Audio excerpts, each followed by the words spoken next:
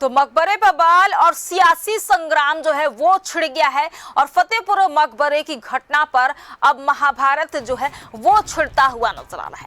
आज यूपी विधानसभा में विपक्ष ने जोरदार तरीके से हंगामा किया और सदन में गूंजी है फतेहपुर मकबरे की घटना। और इस दौरान नेता प्रतिपक्ष माता प्रसाद पांडे ने इस मुद्दे को उठाया है। तो लखनऊ टू दिल्ली तक की सियासत जो है वो हाई लेवल पर देखी जा रही थी और विधानसभा में इस मुद्दे को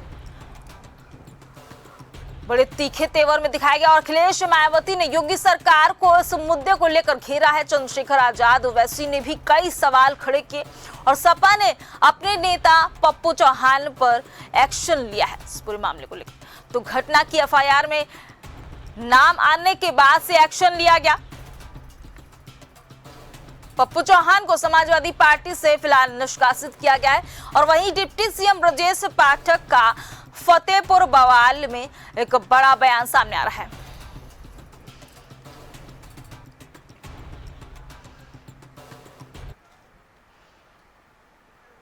तो वहीं इस मुद्दे पर सत्ता पक्ष और विपक्ष का क्या कुछ कहना है वो भी अब आपको सुनाते हैं।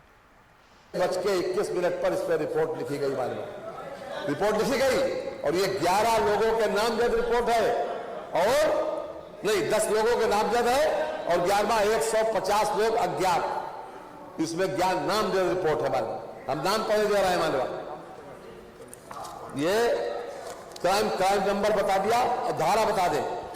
भारतीय न्याय संहिता 190, 191(2), भारतीय न्याय संहिता BNS 191(3), भारतीय न्याय संहिता BNS 301, 196, आपराधिक कानून संशोधन 7 क्रिमिनल लॉ अमेंडमेंट एक्ट 7, सार्वजनिक संपत्ति नुकसान निवारण अधिनियम 2 और सार्वजनिक संपत्ति नुकसान निवारण अधिनियम 3।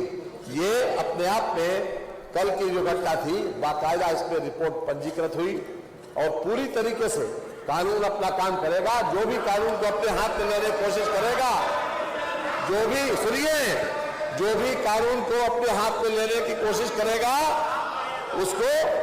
उसको न्यायिक प्रक्रिया के तहत दंड जरूर मिलेगा। मानव भारतीय जनता पार्टी की पूरी विचारधारा अंग्रेजों से दी गई है, डिवाइड एंड रूल, हिंदू मुसलमान के बीच में नफरत फैलाना।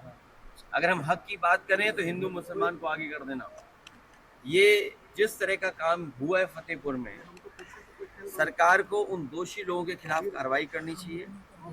जितने लोग वीडियो विजुअल्स में दिखाई दे रहे हैं उन सबको जेल भेजना चाहिए और अगर जिलाधिकारी और पुलिस विभाग वहां का नहीं भेजा है तो कहीं ना कहीं सरकार को ये निर्णय लेना चाहिए कि वो अधिकारी रहने लायक नहीं है, उन्हीं के कारण वो घटना हुई है। तो वहीं इस बीच ओपी राजभर ने फतेहपुर की घटना पर क्या कुछ कहा, अब वो आप सुनिए। FIR हो गए, गिरफ्तारी हो रही है, अब अगली कार्रवाई तो यही ना होती है। अब ये लोग चाह रहे हैं कि मैं भी फांसी दे दूं, यही अब अभी का मामला है।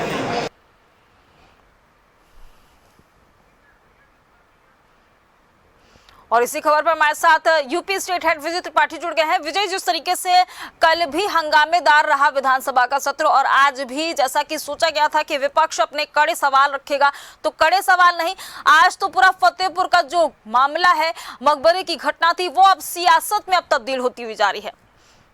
देखिए, सबसे बड़ी बात है कि एक तरफ दिल्ली में सदन में विपक्ष हावी है तो यहाँ यूपी में भी विधानसभा में भी विपक्ष लगातार प्रदर्शन कर रहा है और फतेहपुर की घटना को लेकर आज शुरुआत से ही जब नेता प्रतिपक्ष माता प्रसाद पांडे ने मुद्दा उठाया तो उसके बाद से ही सरकार के जवाब से विपक्ष असंतुष्ट होकर वेल में आ गया और नारेबाजी शुरू हो गई और उसके बाद से पूरा दिन इस तरीके से कहा जाए कि सिर्फ नारेबाजी होती रही और सत्ता पक्ष के जितने भी लोग बोलने के लिए खड़े होते विपक्ष वोटिंग करना लगता।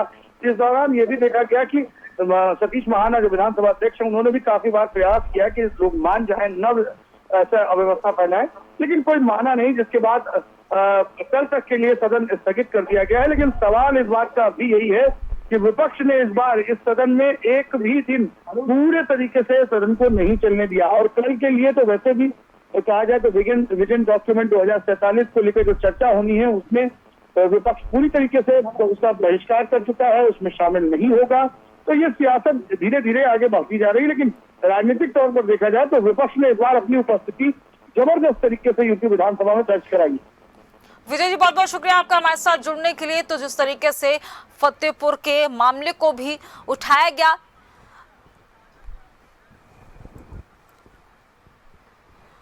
और इसी खबर पर फतेहपुर से हमारे साथ हमारे सहयोगी नैज घोषी जुड़ गए हैं। नैज, जिस तरीके से फतेहपुर का मामला आज विधानसभा के सत्र में भी उठाया गया, क्या कुछ अब अपडेट में निकल कर आ रहा है? जी बिल्कुल, आपको बता दूं कि आबू नगर इलाके के नवाब अब्दुल समद को लेकर बीजेपी और हिंदू संगठनों द्वारा मोर्चा खोल दिया गया था। बीजेपी के जिला अध्यक्ष मुखलाल पाल खुद इस अभियान की अगुवाई किए थे। आगे की अपडेट आपको बता दूं कि चौकी इंचार्ज आबू नगर विनीत कुमार उपाध्याय की तहरीर पे 10 नामजद 150 अज्ञात के ऊपर मुकदमे कर दिए गया है। नया मामला सामने ये आया है कि